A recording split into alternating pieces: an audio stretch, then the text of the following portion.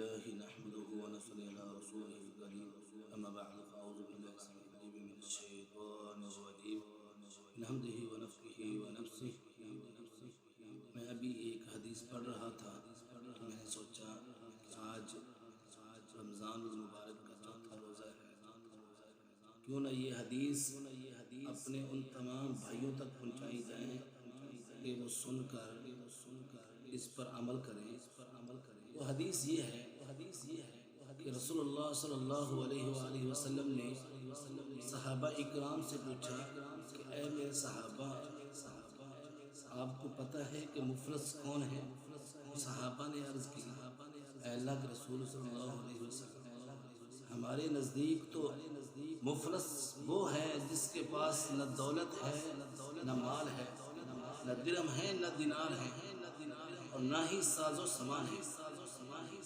اللہ کے رسول صلی اللہ علیہ وسلم نے فرمایا اے میرے صحابہ، میری امت کا سب سے بڑا مفلس شخص وہ ہے جس کے پاس جو نیکیاں، روزے، نمازیں، حج اور زکوٰۃ لے کر تو آئے گا، لیکن اس نے دنیا میں کسی کو گالی دی ہوگی، کسی کے اوپر بہتان لگایا ہوگا، کسی کے ساتھ جھوٹ بولا ہوگا اور کسی کی غیبت کی ہوگی، کسی کو مارا ہوگا اور کسی کا خون بہایا ہوگا۔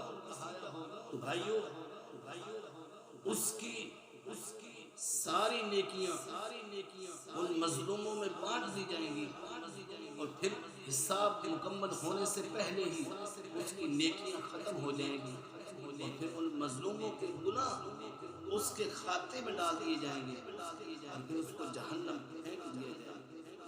حضرات گرامی دیکھیں اور اپنے گریباں میں جھانکیں، اپنا موازنہ خود کریں۔ یہ گناہ ہمارے اندر تو موجود نہیں؟ کیا ہم روزہ رکھ کر کسی کو گالی تو نہیں دیتے؟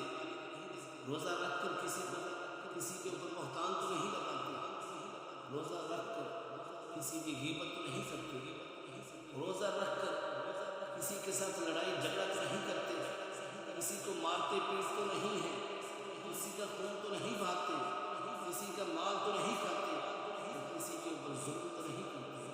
اگر کرتے ہیں تو خدا ان گناہوں سے بچ جائیں اور اپنے روزے کو خالص کریں۔ اللہ آپ کی اور میری، ہم سب کی نیکی کی ہوئی، نمازیں پڑھی ہوئی، روزے رکھے ہوئے